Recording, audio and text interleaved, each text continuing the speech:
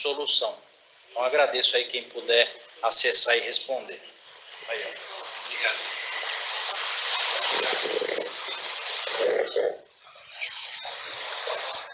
Bom, eu fiz questão de que o slide, podia até para eu voltar o primeiro slide, porque faz sentido o meu agradecimento à Renata dos Santos Bastos, porque ela que fez com todo cuidado, né, esse logo, uma arte bonita para a gente, então ela sempre apoiou a gente nessa divulgação.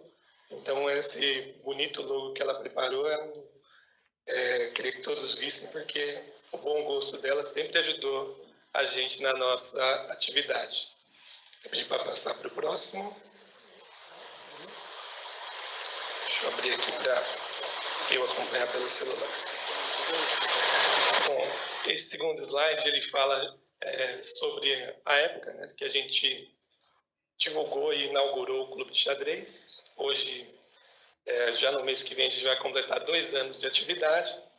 E é uma atividade que ela se organiza principalmente através de um grupo de WhatsApp. Hoje nós temos cerca de 40 servidores e membros também. Nós temos uma atividade que ela é bem diversa no seu aspecto, né, da composição. Então, nós temos no Clube de Xadrez auxiliares de promotoria, nós temos motoristas, oficiais de promotoria, analistas jurídicos, analistas de promotoria que trabalham no CETIC, né, na parte da informática, e nós também temos 3 promotores que compõem o nosso grupo. Então, é uma coisa que nos deixa muito felizes, que a atividade com o jogo, com o esporte, com o xadrez, ela alcançou praticamente toda a instituição, né? Até pouco tempo atrás nós tínhamos até um colega que é terceirizado, né? Um colega que trabalhou na instalação das câmeras, de que quando a gente entra aqui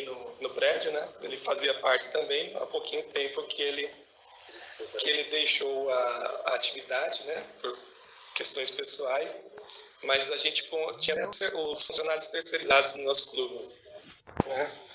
O próximo slide, ele vai falar um pouco sobre a nossa divulgação, sobre os benefícios da prática de xadrez, e que eu vou ler aqui junto com vocês, né? Essa também é um material de divulgação que a gente usou aqui, colando os cartazes dentro do MP e também divulgando no e-mail institucional, através do Conexão MP, também foi divulgado esse material no ano passado. E o xadrez, a prática de xadrez, ele traz vários benefícios. Esse material de divulgação, inclusive, a gente tirou de um artigo, né, de uma matéria da BBC. Então, o primeiro é que é um verdadeiro treinamento do pensamento crítico. O segundo, ensina a lidar com vitórias e derrotas. Terceiro, melhora a concentração. Quarto, aumenta a capacidade de resolução de problemas. Quinto, aguça a desenvoltura ao tomar decisões. Sexto, exercita o cérebro. Sétimo, desenvolve a habilidade de antecipação. Sétimo, trabalha poder de análise de consequências. Nono, estimula a criatividade. E o último, 10º, promove a confiança e a disciplina. Tem também uma atualização que eu acho interessante de comentar sobre a habilidade de que o xadrez desenvolve, que eu acho que também é a habilidade de gerenciamento. Porque a gente estudando xadrez, o xadrez tem várias peças com funções diferentes, e um bom jogador de xadrez, ele trabalha gerenciando as suas peças e colocando essas peças nas melhores posições possíveis para terem um melhor efeito. Então, trazendo essa analogia para uma pessoa que gerencia os seres humanos, funcionários, é uma boa analogia. Tem uma frase do xadrez que um cavalo no canto só traz desencanto. Então, o canto do tabuleiro, ele não é uma boa posição para o cavalo. Um peão na frente do bispo, ele interrompe toda a diagonal que o bispo atua melhor. Uma dama no centro, ela tem uma possibilidade de se movimentar pelo tabuleiro com muita liberdade. Então, o xadrez ele permite muito esses simbolismos e essas analogias. Então, se a gente pensar num ambiente de trabalho, quando a gente coloca as pessoas com suas determinadas características nas melhores posições possíveis e talvez elimine alguns obstáculos para aquele servidor, para aquele colega poder render melhor, isso promove uma qualidade melhor no seu trabalho. Então, essa habilidade de você observar o cenário e colocar suas peças nas melhores colocações de acordo com suas características, eu acredito que seja também uma característica que o xadrez possa promover, uma habilidade de gerenciamento através desse simbolismo todo que o xadrez promove, né? O quarto slide, eu vou falar um pouquinho mais também sobre essa questão da simbologia do xadrez, e eu escolhi essa imagem para falar sobre, eu faço um destaque para a beleza, né, de um tabuleiro de xadrez, porque o xadrez ele tem essa, e depois ali embaixo uma descrição sobre o que é considerado xadrez. O xadrez ele é considerado por muitos praticantes, grandes mestres de xadrez, definindo ele em 3 ramos diferentes. O xadrez como esporte, porque hoje um enxadrista profissional, ele, além de se preparar com o estudo do xadrez, dos livros sobre xadrez, a teoria enxadrística, ele também se prepara fisicamente, que é muito importante. Às vezes uma partida de xadrez clássico, ela demora por muitas horas, então a pessoa tem que estar bem condicionada fisicamente. O xadrez também ele é considerado uma arte, e aí eu trouxe esse link com a beleza do tabuleiro, né? A própria esquematização do xadrez ela é muito bonita, né? A construção das peças, o tabuleiro, os dois oponentes, né, frente a frente com um relógio. O xadrez tem essa estética que permite ele ser usado em diversas analogias. Você vê muitas reportagens falando sobre xadrez, sobre esse político é um enxadrista porque ele pensa muito. Na Copa do Mundo, agora da última Copa, né, que nós tivemos no Catar, a propaganda mais famosa que teve foi com o Messi e o Cristiano Ronaldo. Provavelmente foi a última Copa do Mundo que esses jogadores disputaram, e uma empresa de bolsas, né, famosa no mundo todo, promoveu a campanha com os dois sentados, jogando xadrez em cima dessa mala. Então, o xadrez ele permite a publicidade, ele permite analogias políticas, e por conta muito dessa simbologia, dessa beleza que tem a estrutura do jogo em si. E também o xadrez como arte, porque ele, até pela descrição, né, ele tem jogadas que elas saem ali do cálculo comum, elas passam pelo abstrato, né? Em xadrez entre seres humanos, a máquina talvez não compreenda tanto isso, né? Mas o xadrez entre seres humanos, às vezes uma jogada não tão precisa, mas que ela coloca o seu adversário numa situação de estresse, ela acaba sendo muito bonita por isso, né? Porque ela leva em conta o fator humano do xadrez, né? E uma ciência, porque realmente o xadrez é um esporte que ele envolve muito cálculo. Ele tem uma ciência toda por trás do jogo que encanta muito, né? Então, só no início do jogo de xadrez, você permite ali bilhões de jogadas, né? Uma análise combinatória incalculável para os seres humanos e até mesmo as máquinas, né? As engines, que é famoso esse termo engine de xadrez dentro do meio enxadrístico, elas não conseguem fazer todos os cálculos, né? Às vezes uma máquina potente de xadrez ela demora ali cerca de 5 minutos para encontrar uma melhor jogada dentro de uma determinada posição, né? O próximo slide eu coloquei um pouco aí já sobre um tabuleiro eletrônico, né? E simbolizando o que foi o xadrez na época da pandemia. Nós tivemos aqui no Brasil e no mundo um crescimento muito grande do número de praticantes do esporte durante a pandemia. O isolamento, como eu falei, foi um fator importante para que as pessoas observassem mais os jogos eletrônicos e o xadrez também. E outras duas coisas aconteceram de importante aqui no Brasil, principalmente para a popularização do xadrez. A primeira foi lançamento de uma série da Netflix, né, que foi o Gambito da Rainha, que muitas pessoas assistiram. É uma excelente série, muito bem produzida. Popularizou para muita gente o esporte, muita gente procurou através da série. Também era uma época que todo mundo estava vendo muita série por conta do isolamento também. E uma outra coisa importante que aconteceu para o xadrez brasileiro foi que um jogador brasileiro, hoje ele é o número 1 do Brasil de xadrez, o nome dele é Luiz Paulo Sup, ele é daqui de São Paulo, de Catanduva. Ele conseguiu vencer o campeão mundial de xadrez de uma forma muito bonita, muito artística, né? Que o próprio campeão mundial, Magnus Carlsen, que é um norueguês, já é campeão mundial já há mais de 10 anos, é um jogador dominante mesmo no xadrez. Ele estava filmando a jogada do brasileiro e ele ficou espantado com o sacrifício de peça, né? O jogador brasileiro sacrificou a dama, que é a peça mais forte do xadrez, de uma maneira que ele não esperava, e ele se surpreendeu. E o vídeo dessa vitória desse brasileiro rodou o mundo, né? Ficou não só famosa aqui no Brasil, como ele ficou famoso no mundo todo, de todos aqueles que acompanham o xadrez, é claro. E isso ajudou muito a popularização do xadrez aqui no Brasil, né? No meu texto, nesse slide, eu coloco que muita gente imaginou, com a evolução dos videogames e dos jogos eletrônicos, o xadrez, que era essencialmente um jogo de tabuleiro, ele fosse ficar para trás, né?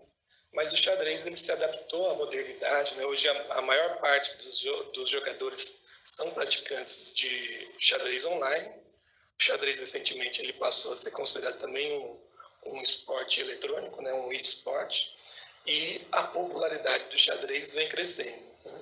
A gente citou também aqui a questão da educação, o Rogério falou da música na educação, e o xadrez aqui em São Paulo, acho que no Brasil todo, ele tem ganhado cada vez mais espaço nas escolas, né? O xadrez escolar tem sido muito importante para a difusão também do esporte. O próximo slide que eu preparei é para mostrar um pouco dessa peculiaridade do mundo do xadrez, né? Tem coisas que só mesmo quem está envolvido com a prática de xadrez é que vai identificar. Eu coloquei aí para vocês um jogador que é o mais querido entre os brasileiros. E ele é um jogador que ele já é falecido desde 1992, mas muitos brasileiros que se encantaram pelo xadrez recentemente, e também muito devido aos canais de xadrez que são muito populares também no Brasil. O Xadrez Brasil é um canal popular do YouTube. O Rafael Chess, que é um outro youtuber popular, divulgam muito as partidas desse jogador que nasceu na Letônia, né? Ele foi campeão mundial nos anos 60, e ele é considerado, assim, por todos que acompanham o xadrez, um jogador de ataque muito criativo. Ele não é considerado, assim, o melhor jogador de todos os tempos, né? Há outros jogadores superiores. Mas a maneira com que ele joga xadrez, surpreendendo os adversários, os lances plásticos, a gente compara até com esse jogador Mikhail Tal, como se ele fosse o Ronaldinho Gaúcho do xadrez. Ele faz uns lances plásticos, às vezes não tão efetivos, mas que encantam muito os brasileiros. Então, as playlists de vídeos do YouTube do jogador da Letônia, né? Eu acho que quem não joga xadrez nunca imaginou que um jogador da Letônia fosse o preferido dos brasileiros, né? Mas é também esse lado que encanta, né? E ele chegou a ser campeão mundial. Às vezes tem um jogador que é muito arrojado, mas que não consegue chegar. Ele, mesmo com esse estilo muito arrojado, ele conquistou o título mundial, né? O próximo slide, eu coloquei aqui, no canto esquerdo, está ali o Luiz Paulo Sup, que é o jogador brasileiro que venceu o campeão mundial em 2020. Abaixo dele a jogadora número 1 do Brasil, a Júlia Alboredo, também é daqui de São Paulo. E no canto inferior direito nós temos o campeão mundial, já desde 2013, o Magnus Carlsen. Aliás, ele não é mais o campeão mundial. Hoje o campeão mundial é um jogador chinês chamado Jing Liren, porém ele só é o campeão mundial porque o Carlsen ele desistiu de disputar o campeonato mundial do último ano, né? Mas todos que praticam xadrez, até o próprio Jing Liren admite que o Carlsen é um jogador superior, né? Ele realmente é um fenômeno. E acima nós temos o jogador mais eficiente do mundo, que é um programa de computador. Ele joga, inclusive, melhor que o próprio Carlsen, né? E abaixo eu coloquei uma reflexão para a gente comentar sobre isso. Por que eu falei que a máquina ela não é o melhor jogador, sim o jogador mais eficiente? Porque as máquinas jogam com mais eficiência, pois calculam mais rápido e não são afetadas por sentimentos como medo ou nervosismo. Os seres humanos jogam melhor, justamente porque sentem cada detalhe do xadrez e da vida, se apaixonam. Para nós, o jogo não é apenas um cálculo de análise combinatória. Isso é algo que a máquina nunca vai conseguir fazer, se apaixonar pelo xadrez. Talvez ela calcule melhor do que a gente as jogadas, mas se encantar por um esporte, ver a dimensão artística de um jogo, a interação que a gente cria, né? Criamos o clube do xadrez aqui, e muito mais do que aprender a jogar bem, a gente aprende a lidar com os seres humanos, né? a lidar com as nossas próprias emoções. Um fator importante de um jogador de xadrez, de uma pessoa em si, é lidar com as próprias emoções, né? As pressões que a gente sofre. Então, o ser humano que lida melhor com essas emoções é o Magnus Carlsen. Mas todo praticante de xadrez joga melhor do que uma máquina porque entende a história do jogo, a história humana envolvida através da prática de um esporte, né? E o último slide que eu preparei trouxe mais uma reflexão, né? E a reflexão é o seguinte: eu coloco a imagem, né, para representar a diversidade de peças e cada uma cumpre sua função dentro do jogo. E a reflexão que eu faço é o seguinte: o jogo de xadrez é complexo e diverso, assim como a humanidade e suas instituições. E por isso, o lema do Clube de Xadrez do MPSP é o respeito às diferenças e a tolerância entre seus integrantes. Essas ferramentas são as nossas melhores jogadas para promover uma atividade saudável dentro do nosso trabalho. E convidamos a todos a construir essa atividade junto conosco, né? Uma atividade que já vai completar 2 anos. E eu acho que é isso que vem feito a gente acreditar nessa atividade, né? Mais do que treinar xadrez, a gente joga bastante xadrez dentro do nosso grupo, mas acreditar nas pessoas que fazem parte da instituição, né? Como eu comentei no início, o nosso clube de xadrez ele tem vários participantes de todos os cargos, né? E a gente acredita nessa diversidade. Como todo grupo que a gente já teve, a gente já participou, a gente tem que gerenciar a relação entre as pessoas, e eu acho que a gente tem tido sucesso no grupo de xadrez. A gente tem tido relatos dos colegas, o Caio de Franca mandou um relato falando o quanto que o xadrez e o clube de xadrez ajudaram ele nas questões psicológicas, também o Rafael, daqui do CETIC, mandou depoimento. A Terezinha, que é uma servidora aposentada que também está no clube de xadrez, mandou depoimento para a gente. Então, são esses relatos de que o clube ajuda as pessoas na sua atividade cotidiana é o que a gente fica mais feliz de ver dentro do nosso clube. E a gente valoriza muito essa diversidade, e eu acho que o caminho para a gente construir um Ministério Público mais saudável, mais feliz, como a Alessandra falou, é realmente a gente valorizar cada vez mais essa diversidade, né? Hoje nós temos aqui na atividade a administração do Ministério Público promovendo, as procuradoras promovendo o Ampara, né, que é um canal de denúncia com a questão do assédio. Nós temos a Ana Sofia representando a JUMP, né, dos analistas jurídicos. Nós temos um movimento de servidores, nenhum servidor a menos, com suas críticas necessárias, né, e corajosas. Então, acho que esse é o caminho que a gente escolheu para dentro do nosso clube de xadrez, do respeito à diversidade e à tolerância entre nós. E eu acho que esse é o caminho que a gente tem para construir de tolerância e respeito entre todos os integrantes, que a gente vai conseguir construir uma instituição cada vez melhor e mais saudável.